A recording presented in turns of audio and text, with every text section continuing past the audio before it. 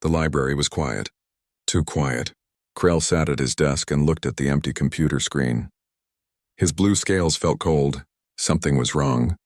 He had been studying war history for 3 years at the academy. He knew about the great battles. He knew about the brave commanders. He knew about every species that ever fought in space.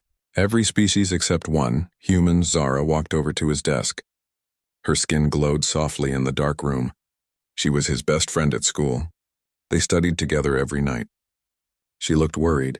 She asked him what was wrong. Krell pointed at his screen. He had typed the word humans into the search box. The computer showed him nothing. 0 results. Every file about human wars was locked. He could not open any of them. Zara sat down next to him. She tried searching too. Same result, nothing. She looked confused. Every other species had open war records. The Kryn wars were there. The Vextari battles were there. Even the ancient Brogath clan fights were available. But human military history was completely hidden. Torvin heard them talking and came over. He was huge. His skin looked like gray stone. He was from a warrior culture. Fighting was important to his people. He had tried to study human tactics last month. The teachers told him no. They would not explain why. They just said to pick a different topic. The 3 friends looked at each other. This was strange. Really strange. Then Lisa joined them. She was small with silver fur and bright green eyes. She was smart. Very smart. She knew computers better than anyone in their class. Lisa had been listening. She told them something interesting. Humans were banned from all military service. They could not join any army in the galaxy. They could not teach at war colleges. They could not even work as security guards on space stations. The ban had been in place for 300 years. Krell did not understand. Humans were weak. They had no armor. They had no claws. They had no poison. They could not read minds. They were smaller than most species. Their bodies broke easily. Why would anyone ban them from fighting? It made no sense, Zara agreed. She had met humans before. They ran restaurants. They painted pictures. They wrote music. They seemed friendly and peaceful. They did not seem dangerous at all. But Torvin remembered something. Last week in class, their teacher mentioned something called the Forbidden War. Just those 2 words. Then he stopped talking. He looked scared. Really scared. Torvin had never seen a teacher look like that before. The Forbidden War. Krell wrote the words down. He felt his heart's beating faster. What kind of war scared teachers? What did humans do? Lissa smiled. She had an idea. She knew about backup computer systems. When files get deleted or locked, copies stay in the backup. Most students did not know how to find them. But Lissa did. She had been learning tricks from the engineering students. Her claws moved fast on her computer pad. Lines of code appeared on the screen. Numbers and letters scrolled by. The others watched. They did not understand what she was doing, but they trusted her. After 10 minutes, Lisa stopped. She looked up. She said she found it. She found the backup files. Thousands of them. All about human military operations. All locked with red warning symbols. All dated from 287 to 289 galactic years ago. Only 2 years of data. That was strange. If humans fought in wars, why was there only 2 years of information? Torvin asked this question out loud. A voice spoke from behind them. It was old and tired. The 4 students jumped. They turned around fast. An old alien stood there in the shadows. His body was made of crystal. But the crystal looked dull and cloudy. One of his eyes was damaged. He looked like he had been in many battles. He said his name was Kelth. He worked in the library. He took care of all the old records. He looked at them for a long moment. Then he said something that made them all feel cold. He said 2 years was all it took. That was all the time humans needed. Zara tried to apologize. She said they were just studying. But Kelth raised his hand. He did not look angry. He looked sad, very sad. He said he knew they would find the files eventually. Lissa was not as sneaky as she thought. Kelth walked closer. His crystal body made soft clicking sounds. He looked at the computer screen. He looked at the locked files. His face changed. The students could not tell what he was feeling. Then he told them something that surprised them. He said he was there. During the Forbidden War, he was a commander. He led many ships. He saw what humans did. He saw what they were capable of doing. Kelth asked them a question. Did they really want to know? Once they learned the truth, they could not forget it. The whole galaxy stayed peaceful because most people did not know this information. Ignorance kept everyone safe. Krell felt scared. But he also felt curious. He needed to know. If humans were dangerous, students should learn about it. They should understand. He said this to Kelth. The old librarian was quiet for a long time. Then he reached forward.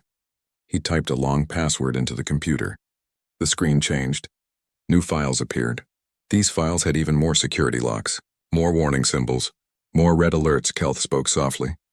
He said humans were not banned because they were dangerous. They were banned because they were the solution. The solution to a problem that the galaxy hoped would never happen again. He told them to read the files. Watch the videos. Learn what their teachers would never teach them. But he warned them. Knowledge was heavy. This knowledge was very heavy. It would change how they saw the universe. Kelth turned and walked away. His footsteps echoed in the quiet library. The 4 students sat still. They stared at the screen. The first file had a title. It said First Contact with the Zalvoth Swarm. Krell reached forward. His claw touched the screen. The file opened. Data filled the display. Videos started playing. Reports appeared. Everything they thought they knew about humans was about to change. Everything they believed about war was about to be challenged. Zara moved closer. Torvin leaned in. Lisa adjusted the screen brightness. Together they began to read. The truth was waiting for them. The truth about why humans were feared. The truth about why they were banned. The truth about the Forbidden War. The first document was a military report. It was 300 years old. It described an emergency meeting of the Galactic Council. Leaders from 47 different species had gathered. They were panicking. Something terrible was happening. An enemy had come from beyond the edge of the galaxy. They called themselves the Zalvoth. They were not like anything the galaxy had seen before. They did not want peace. They did not want trade. They did not want territory. They wanted to consume everything. The Zalvoth were like insects but made of silicon and metal. They moved as one mind, billions of creatures all thinking together. They ate planets. They destroyed everything living. They could not be reasoned with. They could not be stopped. The galaxy fought back. Every species sent their fleets. The Kryn sent their best warriors. The Vextari sent their newest weapons. The Brogeth clans united for the first time in centuries. 3 million ships went to fight the Zalvoth, but they were losing. After 6 months of war, almost half of the galactic fleet was destroyed. The Zalvoth kept coming. They kept growing. They kept consuming. Nothing worked. No weapon could stop them. No strategy could slow them down. The students read in silence. They could feel the fear in those old reports. They could see the desperation. The galaxy was dying, and no one knew how to save it. Then humans arrived. The video began playing. It showed the Galactic Council chambers from 300 years ago. The room looked the same as today, but the feeling was completely different. Council members were shouting. Some were crying. Fear filled the air. A Kryn admiral stood at the center. His forearms waved at the displays around him. He reported the situation. 23 colony worlds had gone silent. No communications, no signals, just darkness. The Zalvoth had consumed them all. Krell paused the video. He opened another file. This one explained what the Zalvoth were. They came from beyond the galaxy. Their bodies were made of silicon instead of carbon. They thought as one giant mind, billions of creatures sharing one consciousness. The Zalvoth existed only to consume and grow. They ate organic matter. They absorbed it. They used it to make more Zalvoth. Their ships were alive. When damaged, the ships healed themselves. When defeated, they learned and adapted. Within hours, they would change their tactics. Torvin found casualty reports. The numbers were horrifying. In 6 months, the galaxy lost 40% of all military ships. 40%. Millions of soldiers were dead. Hundreds of worlds were destroyed. And the Zalvoth kept advancing toward the core systems. Lisa calculated the timeline. She said the galaxy had maybe 3 more months. After that, the Zalvoth would reach the capital worlds. The war would be over. The galaxy would fall. Zara found a different video. This one showed humans entering the council chamber. They looked so small. Most council members were twice their size. Some were 3 times bigger. Humans seemed fragile, weak, out of place. A human woman led the group. Her name was Katie Pierce. She represented the human worlds. Humans had joined the Galactic Council only 8 years earlier. They were new members, junior partners. Not important in galactic politics, Katie spoke calmly. She said humans wanted to help. They had been sending medical supplies and food. They had been giving resources and money. But they could offer more than that. They could offer military assistance. The Kryn admiral responded kindly. He thanked the humans. But he said human military was too small. Humans had cargo ships and a few defense vessels. Nothing serious. This war was too big for beginners. He meant well. He was trying to protect them.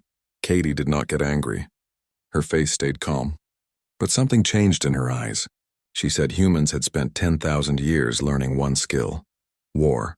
They had fought each other across every continent, through every age of history, with every type of weapon. They knew war better than any species in the galaxy. The council members looked uncomfortable. Everyone knew about human history. Humans had fought constantly. They had divided their own planet into hundreds of nations. Those nations had warred for centuries. It seemed primitive, barbaric, not something to be proud of. An Althean counselor spoke. He said the council knew about human conflicts. But the Zalvoth were different. They were unified. They were billions strong. They adapted faster than anything known. What could humans possibly teach that had not already been tried? Katie leaned forward. Krell saw something in her expression that made him nervous. It was not fear. It was not anger. It was something cold and calculating, something that had been thinking and planning. She said humans could provide perspective. The galaxy saw the Zalvoth as an unstoppable wave. Everyone was trying to build bigger walls, stronger defenses, more ships, but humans had learned something different. Sometimes the best defense was not a wall. Sometimes it was a knife. The video ended there. The students found more files. The council had debated for 3 days. Finally, they agreed. They were desperate. They had no other options. They gave humans permission to send military forces. Humans sent 5,000 ships. Only 5,000. The galactic fleet had millions. 5,000 seemed like nothing, a joke. But those ships changed everything. Lissa opened a tactical report. It was written by a Vextari observer assigned to the human fleet. The report started normally. It described human ship capabilities. Their weapons were average. Their shields were standard. Nothing special. Nothing impressive. Then the tone of the report changed completely. The observer sounded confused, then shocked, then horrified. The humans did not attack the Zalvoth directly. Instead, they watched. They studied. They listened to Zalvoth communications for 3 days straight. They analyzed how the hive mind worked, how the signals traveled, how the creatures coordinated. Then the humans began transmitting their own signals. They copied the Zalvoth communication patterns, but they changed them slightly, twisted them, corrupted them. Torvin found a video file. He played it. The students watched as human ships surrounded a Zalvoth formation. The Zalvoth ships were moving in perfect coordination, like dancers, like parts of one body. Then the human transmissions began. The Zalvoth ships suddenly stopped moving together. They started turning toward each other. They started firing. Zalvoth killing Zalvoth. The hive mind was still connected, but it was receiving false information. Zara understood first. Her skin turned white with shock. She said the humans had given the Zalvoth hallucinations. They made the hive mind see enemies that were not there. The Zalvoth could not disconnect from their hive. Their biology would not allow it. They were trapped in their own network. Krell felt sick. This was psychological warfare, mental manipulation. It was brilliant, and it was terrifying. But that was just the first operation. Lissa found more files. Operation Scorched Earth, Operation Poison Garden, Operation False Hope. Each one was more disturbing than the last. In Operation Poison Garden, humans studied how Zalvoth digested organic matter. They learned what the Zalvoth found most nutritious, most attractive. Then they created genetically modified plants and bacteria. They seeded dozens of worlds in the Zalvoth path with these organisms. The Zalvoth could not resist. They consumed everything. The modified organisms were designed perfectly for Zalvoth biology. but they contained delayed toxins, poisons that activated slowly. By the time the Zalvoth realized what was happening, millions were dying. Torvin read the results. The hive mind had to divert massive resources to understand the threat, to develop immunity, to heal the dying. This slowed the Zalvoth advance by months. Precious months the galaxy needed to regroup. Zara found personal logs from human soldiers. One entry was from a commander named Jake Turner. He wrote about his missions. His tone was casual, matter of fact, like he was discussing the weather. Jake wrote about teaching other species how to exploit Zalvoth weaknesses. He wrote about sacrificing entire colony worlds to slow the enemy. He wrote about using deception and manipulation. Then he wrote something that made the students stop reading. A Kryn admiral had asked Jake how humans could be so ruthless, how they could sacrifice so much, how they could use such cruel tactics. Jake said he did not know how to explain it. For humans, this was restraint. They had done far worse to themselves. The students sat in silence. They kept reading. Operation after operation. Humans fought with deception, with poison, with psychological manipulation, with strategic sacrifice. They did not fight fair. They did not fight honorably. They fought to win. The war lasted 14 more months after humans joined. Not years, just 14 months. The Zalvoth were fractured by mental warfare, poisoned by biological weapons, confused by false signals. The galaxy forces, now trained in human tactics, hunted them down. The Zalvoth survivors fled back beyond the galactic rim. They never returned. The war was over. The galaxy was saved. Lisa found footage from the victory celebrations. Every species was celebrating, dancing, crying with relief. The war was over. They had won. The galaxy would survive, but Krell noticed something. In the footage, the humans stood apart. They did not celebrate. They looked tired, distant, and the other species watched them differently now. Even while celebrating, there was something in their eyes when they looked at humans. Not gratitude, not respect, something else. Something darker, fear. The celebration videos faded away. New footage appeared on the screen. This was from 6 months after the Zalvoth defeat.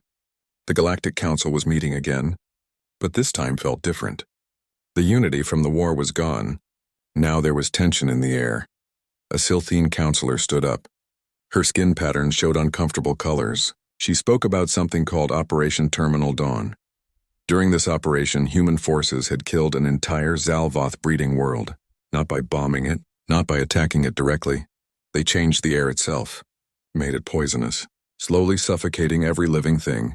It took 3 days for them all to die. 3 days of slow death. Katie Pierce responded to the accusation. Her voice stayed calm. She explained that the Zalvoth did not understand surrender. That breeding world was producing 10 million new warriors every month. If left alone, those warriors would spread across the galaxy. Humans chose the lesser evil. A Brogath delegate repeated her words. Lesser evil. He said humans spoke about evil like they were familiar with it, like they had a chart to measure different types of evil. Like they had done this before. Katie said yes. They did have such a chart. Humans had spent thousands of years creating it. Humans knew exactly where every terrible action fell on the scale of evil. They had experience. Krell paused the recording. He looked at his friends. Zara had turned completely white. For her species, that meant extreme shock. Torvin sat frozen. His huge hands were clenched into fists. Lisa had her ears flat against her head, a sign of fear in her species. Zara whispered that humans were talking about mass death so casually. Like it was just another decision. Like killing millions was just math, just strategy. A voice spoke behind them. It was Archivist Kelth again. He had returned carrying a crystal device. He said that for humans, it was just strategy. That was the hardest truth to understand. Humans did not become good at war through genetics or technology. They became good through practice. Endless, terrible practice. Kelth placed the crystal in a reader. He said this file had been sealed by unanimous vote. Only the highest council leaders knew what it contained. But the students had come this far. They deserved to see the complete truth. The screen showed a private meeting. Council leadership and human delegates sat together. The room was small, intimate. The Kryn admiral who had dismissed human help at the start of the war was speaking. He looked different now. Older. Tired. The Admiral asked humans to explain. How did their species develop such capabilities? What made them so effective at war? What drove them to master something so terrible? Jake Turner stood to answer. The human commander they had read about in the logs. He looked exhausted. He looked like he had aged 10 years in two. Jake said it simply. Humans fought themselves. For 10,000 years, humanity was its own worst enemy. They had no aliens to unite against. No external threat. So they fought each other. Over land, over resources, over gods, over ideas. Sometimes they fought for no reason at all except they forgot how to stop. He showed images from human history. Ancient armies with spears and swords. Medieval sieges where entire cities starved. Chemical weapons that melted flesh. Nuclear bombs that destroyed cities in seconds. Diseases designed in laboratories. Weapons that targeted specific genes. Psychological techniques that broke minds without leaving marks. The council members watched in horror. War after war. Weapon after weapon. Tactic after tactic. Humans had tried everything. They had perfected everything. They had spent millennia learning every possible way to kill each other. The Althean counselor spoke quietly. He said every species had wars. But humans had perfected war itself. Made it into an art form, Katie interrupted. She said no. Humans had not perfected war. They had survived it. There was a difference. They learned every lesson war could teach because they had no choice. Either master killing or be killed. By the time humans reached space, they had experienced more wars than all other galactic species combined. Jake continued explaining. When humans met the Zalvoth, they recognized them immediately, not as aliens, but as something familiar. Humans had been like the Zalvoth once, not biologically, but philosophically. Humans understood total war, the kind where everything is allowed, where survival is the only goal. Most species had never experienced anything like it. Humans had lived it for ages. A Mirren counselor spoke. Her silver fur showed her distress. She said the human tactics seemed dishonorable. Criminal even. The deception. The biological weapons. The psychological manipulation. In most cultures, such things were forbidden. Katie responded without apology. She said honor was a luxury. A set of rules to make war bearable. To keep civilization intact. But against enemies like the Zalvoth, enemies who knew no rules, honor became suicide. Humans did what was necessary. The Kryn Admiral leaned forward. He said that was exactly the problem. Humans did what was necessary. They did it efficiently, without hesitation, in ways other species would never imagine. Humans did not just defeat the Zalvoth. They showed the galaxy things about warfare that could never be forgotten. Things people wished they did not know. Back in the library, Krell spoke quietly. He said the council was afraid of humanity. Truly afraid, Kelth nodded. He said they had good reason. He told them to keep watching. In the recording, another counselor stood. A species the students did not recognize. He asked what would happen if another threat came. Would the galaxy call on humans again? Katie said yes, of course. Humans were part of the council. They would defend their allies, the counselor continued. His voice was barely a whisper. He asked a different question. What if the threat was not external? What if there was a conflict within the council? Which side would humans support? And more importantly, what would humans be willing to do to win? Complete silence followed. Krell watched as the human delegates looked at each other. He saw the moment they understood what was really being asked. The real question was not about capability. It was about trust. Jake stood slowly. He said they were asking if humans could be trusted. If humans would use their skills against other council species. His answer was honest. Yes, they could. Humans now knew how every species thought. How they fought. What they feared. They had studied everyone while fighting together. If humans ever turned those skills against their allies, it would be catastrophic, Katie added quickly. But humans would not do that. They would never do that. The Brogath delegate demanded proof. How could they be certain? Katie stood beside Jake. She said humans spent 10,000 years fighting themselves. They remembered what it cost. Every human child learned about the wars that almost destroyed their species. They knew the price of conflict better than anyone. They did not want to pay it again. They did not want others to pay it, the Althean counselor responded. He said intentions were noble, but intentions changed. Leaders changed. Situations changed. The capability remained forever. The recording ended. Kelth explained what happened next. 3 days later, the Council presented humanity with a treaty. Humans would remain part of galactic society. They could trade, share culture, do science, participate in diplomacy. But they were permanently banned from military service forever. No human could serve in any military. No human could teach at war colleges. No human could contribute to warfare in any way. It was absolute. Torvin asked if humans accepted. Even though he already knew the answer, Kelth said yes immediately without debate.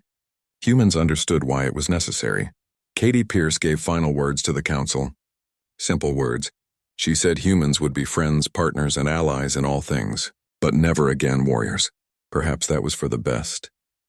The students sat quietly, processing, understanding.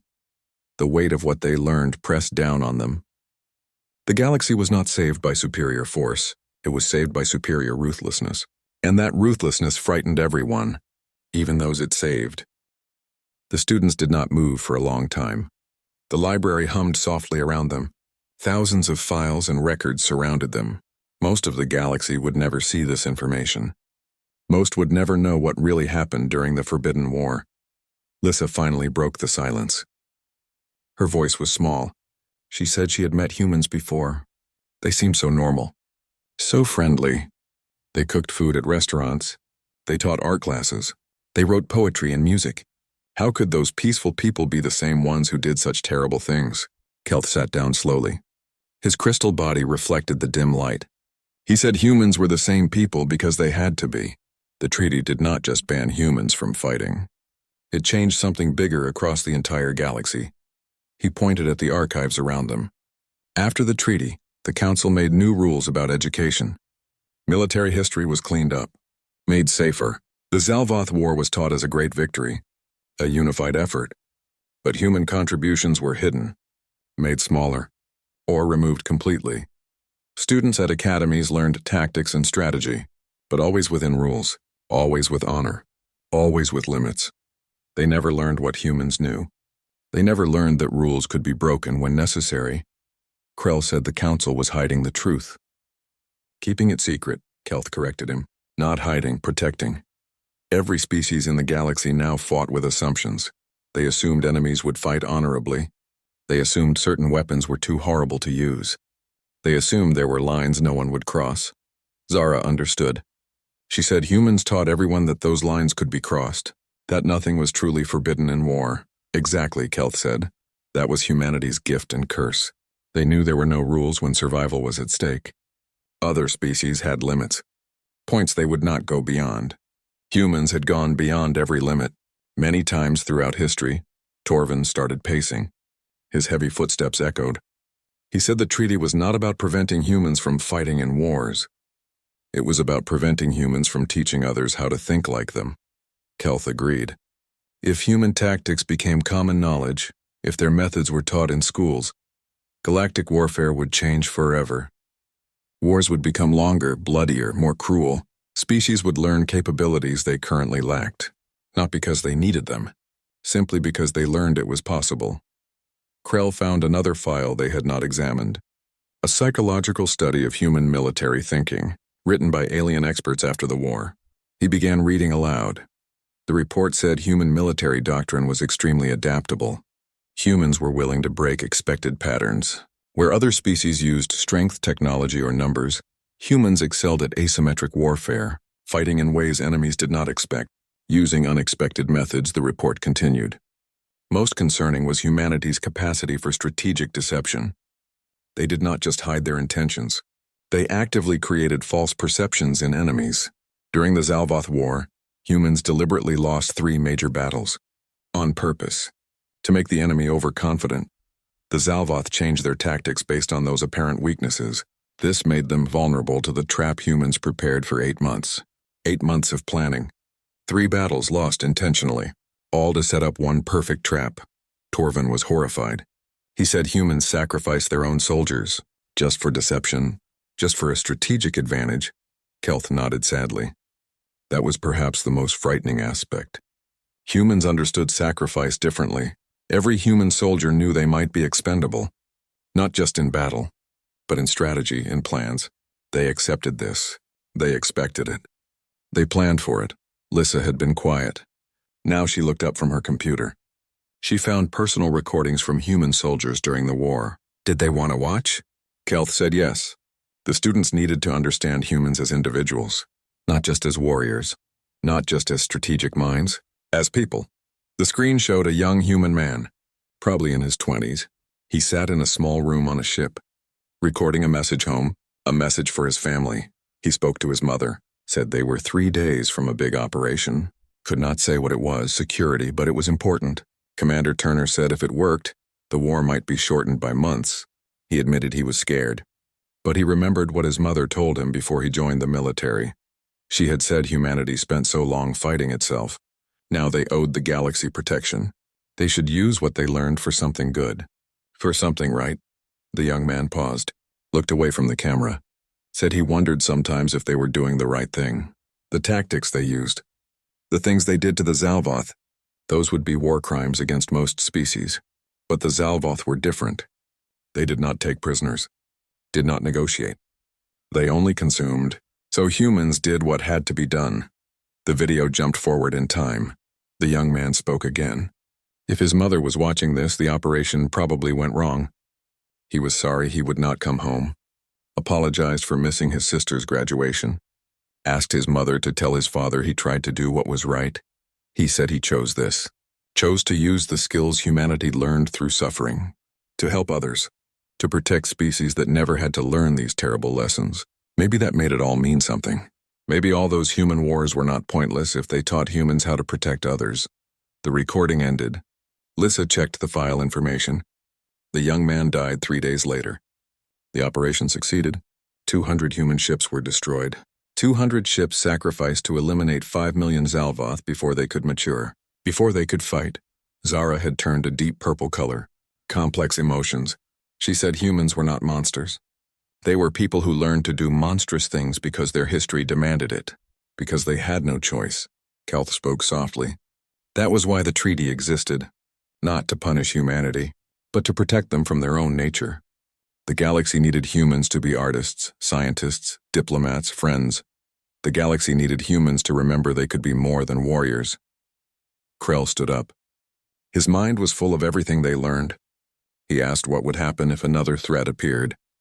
Something worse than the Zalvoth. Would the galaxy be ready? Kelth looked at him with his one good eye. He said they must pray the galaxy learned enough from humanity's example, learned to defend itself. Because if the galaxy ever needed to ask humans to return to war, it would mean failure. It would mean the galaxy became desperate enough to unleash something it could never fully control again. The old archivist stood. His joints clicked. He asked them what they would do with this knowledge. Now that they knew the truth, now that they understood, the 4 students looked at each other. They came here curious, wanting answers to academic questions. What they found was far more serious, far more troubling, far more important than they imagined. This was not just history. This was a warning, a lesson, a reminder that some knowledge was dangerous, that some capabilities should never be widespread. That peace was more fragile than anyone wanted to admit. Krell thought about all the students at the academy, all the young people learning about war, about tactics, about honor and glory. They did not know what war could really be, what it could become. Maybe that was good. Maybe that ignorance kept them safe. But now Krell and his friends knew. They could not unknow it. They could not forget. The question was what to do with that burden, how to carry it, whether to share it. The library felt colder now. The knowledge within its walls felt heavier. The students understood why these files were sealed, why this history was hidden. Some truths were too dangerous to spread. Some lessons were too harsh to teach widely. They had learned why humans were banned, not because they were weak, not because they were dangerous, but because they understood warfare at a level that changed everyone around them, because their knowledge could not be unlearned, because their methods, once known, could not be forgotten. The galaxy was safer with humans cooking food and teaching art, safer with them writing stories and studying stars, safer with them building rather than destroying, and humans seemed content with that, happy even, as if they too preferred peace to the alternative they knew so well. 3 days passed. Krell spent those days thinking, processing, trying to understand everything they learned. He could not sleep well. Every time he closed his eyes, he saw images from the war files. Zalvoth ships turning on each other. Planets slowly dying. Human soldiers recording final messages. Now he sat in a small cafe on the observation deck. Through the clear walls he could see stars, thousands of them. Each one represented civilizations, worlds, people living in peace, protected by treaties, by understanding. By carefully maintained rules, Zara arrived first. Her skin patterns were quiet, subdued. She sat down without speaking. Then Torvin came. The huge Brogath moved carefully, gently, like he was afraid of breaking something. Finally, Lissa appeared. Her fur was neat, but her eyes showed she had not slept much either. Krell spoke first, said he had been thinking about what they learned, about what it meant for all of them. Zara said she had been thinking too. She kept seeing that soldier's recording. The young man who died. He was not evil, not cruel, just someone trying to make meaning from his species' terrible history, trying to use suffering for something good, Torvin rumbled thoughtfully. In his culture, warriors were celebrated. Strength was honored. Courage in combat was the highest virtue. He thought he understood what it meant to be a fighter. But humans showed him something different. True mastery of war was not about strength. It was about understanding the darkest parts of conflict. Being willing to go there when necessary. Lissa twitched her tail nervously. She asked the important question. Should they tell anyone else? Should other students know what they knew? Before anyone could answer, someone approached their table. A human woman, middle-aged, wearing simple civilian clothes. She smiled warmly at them. She asked if she could join them. Said her name was Helen Cole. She taught literature at the academy. Comparative literature, stories and writing from different cultures. The students looked at each other uncertainly, but they nodded. Helen sat down, ordered a drink from the automated server, then turned her full attention to them. She said Archivist Kelth told her they accessed the sealed files. Not to worry. They were not in trouble. The old librarian did it on purpose. He believed every generation should have a few people who knew the real truth. Krell felt his scales prickle. He asked if she knew about the Zalvoth War, about what happened. Helen said she did not just know about it, she lived through it. She served during the war, was a communications specialist, one of the people who disrupted the Zalvoth Hive network. She was one of the few humans from that time still alive. Most veterans tried to move on. Build different lives. Zara asked how she could be so calm. The things that were done. The tactics used. They were terrifying. Helen's face became serious. She said those things were necessary. But yes, they were right to be frightened. Humans frightened themselves. After the war ended, after the treaty was signed, many veterans struggled. Some still struggled. There was a reason most human veterans chose civilian lives. Lives far from anything military. She leaned back in her chair. Said she taught literature now because words were beautiful. Stories brought people together. Communication built things instead of destroying them. She needed that after the war. All human veterans needed that. Torvin asked quietly if she regretted what she did during the war. Helen thought carefully before answering. She said she regretted that it was necessary. Regretted that human history prepared them so well for that kind of warfare. But did she regret helping stop the Zalvoth? No. Sometimes the moral choice was not between good and evil. Sometimes it was between terrible and worse. They chose terrible to prevent worse. Lissa pressed further. Asked how humans lived with knowing what they were capable of. How they woke up each day carrying that knowledge. Helen smiled sadly. She said humans lived with it the same way they always had. By remembering that capability was not the same as action, humans could be dangerous. They understood warfare in frightening ways. But they chose every single day not to be defined by that understanding. They chose to be teachers, artists, parents, friends. They chose to contribute to the galaxy in peaceful ways. Ways that did not involve violence. She gestured out at the stars. The treaty was not a punishment. Though some humans saw it that way at first, it was actually a gift. It freed humans from the expectation of being warriors, gave them permission to be something else, something better. Krell felt understanding dawn. The ban was not about protecting the galaxy from humanity. It was about protecting humanity from itself. Helen said it was both actually. Humans were dangerous when pushed to warfare. But warfare was also dangerous to humans. It brought out aspects of their nature they spent centuries trying to overcome. The treaty ensured humans never had to face that again. And the galaxy never had to witness it again. Zara asked what would happen if another threat came. If the galaxy needed human capabilities again. Helen's expression grew dark. She said they would hope the galaxy learned enough from human example, learned to defend itself. Because if anyone ever asked humans to return to war, if circumstances became desperate enough to break the treaty, it would mean something went catastrophically wrong. It would mean the galaxy's peace had failed completely. She stood to leave. Gave them advice. Share the conclusion with others, not the details.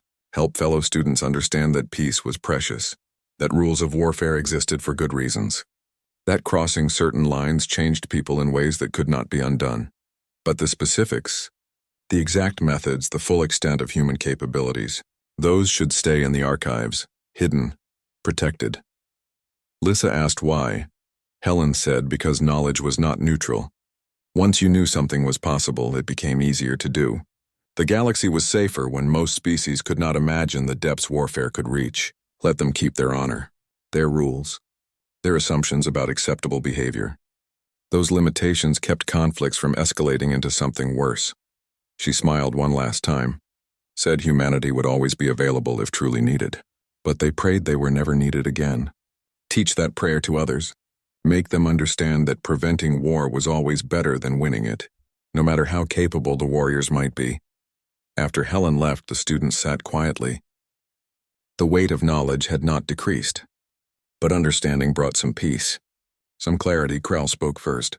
Said they would keep the secret, but they would remember it. If they ever became leaders, strategists, decision-makers, they would remember what they learned. Would remember there were depths to warfare that should never be reached unless absolutely necessary. Torvin agreed. Said they would work to ensure it never became necessary. That was the real lesson. Zara's patterns shifted to determined gold. They would be protectors of peace, not warriors. That was what humanity taught the galaxy, even if most did not know it. Lissa added softly that the real lesson was not about winning wars. It was about preventing them. About choosing peace every day. They sat together as stars moved overhead. 4 students who sought forbidden knowledge and found something more valuable. Understanding, wisdom, responsibility. The galaxy continued its peaceful dance, protected by treaties and understanding, by species who chose cooperation over conflict, who chose to build instead of destroy. And somewhere among those countless stars, humans lived their lives, teaching children, creating art, building homes, loving families. Former warriors who chose peace, not because they were weak, but because they understood the true cost of war better than anyone else. The ban remained in place. The archives stayed sealed. The galaxy slept peacefully, never knowing how close to the edge it had come, never knowing how fortunate it was that humanity chose to step back from that edge, chose to help others do the same. In the end, the most powerful weapon humanity possessed was not tactical brilliance, not strategic ruthlessness, not capacity for total war. It was their choice, refined through millennia of suffering to wield capabilities with restraint, and ultimately to set them aside. To build rather than destroy. That was the real reason humans were banned from galactic warfare. Not because they could not be trusted, but because they already proved they could be trusted, by being the first species wise enough to walk away from the battlefield entirely, to choose peace when they knew war better than anyone. Krell looked at his friends, at the stars beyond, at the peaceful galaxy around them. He understood now. Some knowledge was dangerous. Some capabilities should remain hidden, not out of fear, but out of wisdom. The wisdom that came from terrible experience. Humanity had paid the price for that wisdom, paid it over 10,000 years of self-inflicted suffering. Now they offered that wisdom freely, not through teaching warfare, but through demonstrating peace, through showing that the strongest choice was often choosing not to fight. The students finished their drinks, said goodbye to each other, went back to their studies, their lives. But they carried something new now. A secret, a responsibility, an understanding that peace was not weakness, that prevention was stronger than victory, that some doors once opened should never be opened again. And in cafes and classrooms across the galaxy, humans continued their quiet work. building bridges between species, teaching cooperation, demonstrating that former warriors could become the greatest advocates for peace. That those 6 months passed, life at the academy continued as normal. Students attended classes, studied tactics, debated strategies. Most knew nothing about what Krell and his friends had discovered. And that was probably good. But things had changed for the four of them. Krell noticed it during lectures. When professors discussed honorable warfare, he thought about Zalvoth ships turning on themselves. When they talked about acceptable tactics, he remembered poisoned worlds. When they praised glorious victory, he saw recordings of tired human soldiers. One afternoon, Krell and Zara sat in the garden courtyard. This was their favorite place to think. Plants from 40 different worlds grew here, each one representing a species in the council, each one living peacefully beside the others. Zara said she met another human yesterday, an old man who ran a small bookshop near campus. He was kind, helped her find ancient poetry collections, recommended beautiful stories. She said it was hard to imagine him as a warrior, hard to picture his species doing terrible things. Krell understood. He had met humans too over the past months. A woman who taught music, a man who cooked amazing food, a young couple who ran an art gallery. They all seemed so peaceful, so gentle, so far from war. Maybe that was the point. Maybe humans worked hard to be those things, to be the opposite of what they could be, to create beauty instead of destruction, to build instead of break. Torvin joined them in the garden. He looked troubled. Said his combat instructor assigned an interesting project. Write an essay about the most important quality in a warrior: strength, courage, skill, or honor. Torvin did not know what to write anymore. Before learning about humans, he would have said strength. That was what his culture valued. But now he thought maybe the most important quality was wisdom, knowing when not to fight, understanding the cost of victory, recognizing that some wins were really losses. Lisa arrived last. She looked excited, said she found something interesting in public records. Not sealed files, just regular historical data. She wanted to show them. She pulled up information on her pad. After the treaty was signed, humans changed their society. Military service went from being honored to being unnecessary. Young humans who might have become soldiers became doctors instead. Scientists, engineers, teachers, artists. Human culture shifted. They still remembered their military history, still taught it to their children. But they taught it as a warning, as something to learn from and move beyond, not as something to celebrate. Lisa showed them data about human contributions to the galaxy over 3 centuries, medical breakthroughs that saved billions, art that inspired countless species, technology that improved lives, diplomatic solutions that prevented conflicts.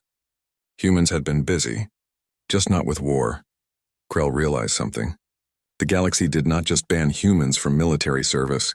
It freed them to become something better. And humans accepted that freedom, embraced it, made it central to their identity. Zara said it was like the treaty gave humans permission to heal, to recover from their own violent history. 300 years of peace had changed them. Not completely. The capability remained, but the desire to use it had faded. That evening, the 4 friends attended a cultural event on campus. Different species shared their music, dance, and stories. A human group performed. They played instruments that created beautiful, complex harmonies. Their music spoke of hope and connection, of different peoples coming together. After the performance, Krell approached one of the musicians, a woman named Beth. He asked how long she had been playing. She said since childhood. Her grandmother taught her. Her grandmother learned from her grandfather. Music had been in their family for generations. Krell asked if her family had military history. Beth nodded, said her great-great-grandfather served during the Zalvoth War. He survived, came home, never spoke about it. Instead, he taught his children music, started a tradition, a way to create beauty after seeing so much destruction. She said many human families were like that. Veterans who returned and deliberately chose peaceful lives, who taught their children different values, who worked to ensure future generations never needed to fight. Beth smiled, said it worked. Most young humans today could not imagine war. They knew the history, understood their species' past, but it felt distant, like ancient history.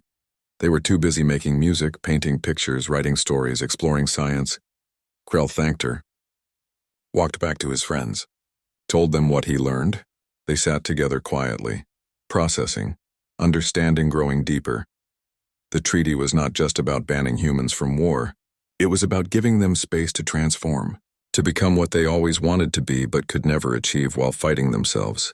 The galaxy gave humans peace, and humans used that peace to become better. Days turned into weeks, weeks into months.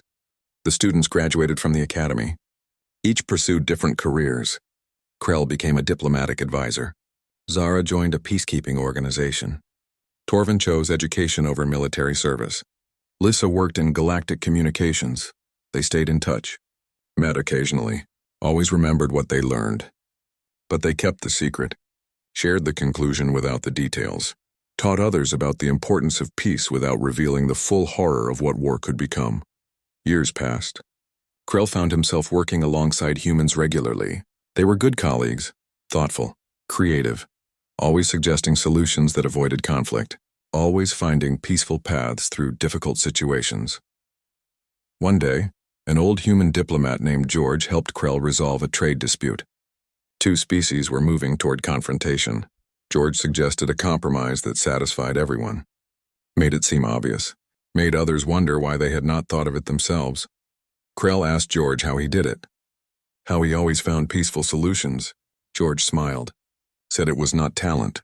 It was perspective. Humans knew what happened when conflicts escalated. Knew the cost, so they worked extra hard to prevent escalation. To find alternatives. George said most species saw conflict resolution as avoiding loss. Humans saw it as avoiding catastrophe. That difference in perspective made them try harder, search longer, think more creatively. Because the alternative was unacceptable, Krell understood. Humans were not just banned from war. They became ambassadors for peace, not through naivety, but through hard-earned knowledge. Through understanding exactly what they were preventing. Decades passed. Krell grew old, became a senior advisor, worked with multiple generations of diplomats, saw the galaxy remain peaceful. Conflicts arose occasionally, but they were always resolved, always de-escalated, always handled without war. He wondered sometimes if humans influenced this. If their presence, their constant advocacy for peaceful solutions, their patient diplomacy, made a difference. Probably yes. Probably more than anyone realized. One day, very old now, Krell returned to the academy.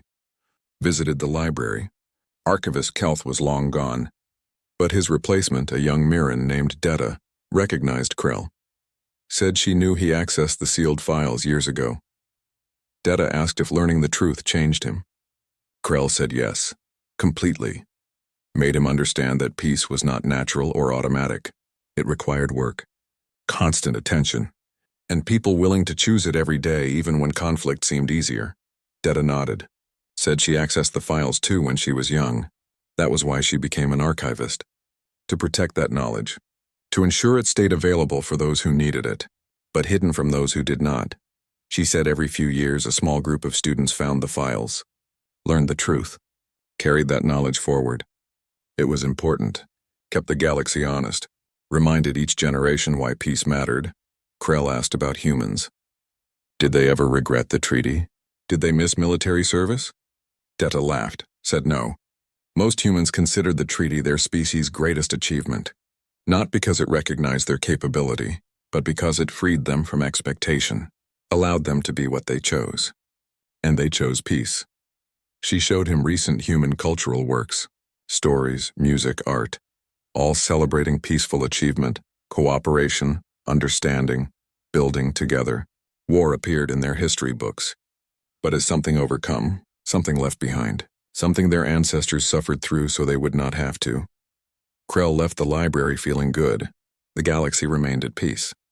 Humans thrived in that peace, and the secret stayed safe, protected not by force but by wisdom, by understanding that some knowledge served better as a reminder than as a lesson. He looked up at the stars, thought about all the worlds out there, all the species living together, trading, sharing, learning, growing. The galaxy was not perfect, but it was peaceful, and that peace, carefully maintained, thoughtfully protected, was worth more than any victory. Somewhere on those distant worlds, humans continued their quiet work, teaching children, creating beauty, solving problems, building futures, former warriors who became the strongest advocates for peace, not because they did not understand war, but because they understood it too well. The ban remained. 3 centuries and counting, and with each passing year it seemed less like a restriction and more like a gift to humans, a gift to the galaxy, a gift to all future generations who would live in peace because some people long ago chose wisdom over warfare. That was the final lesson. The one that took Krell a lifetime to fully understand.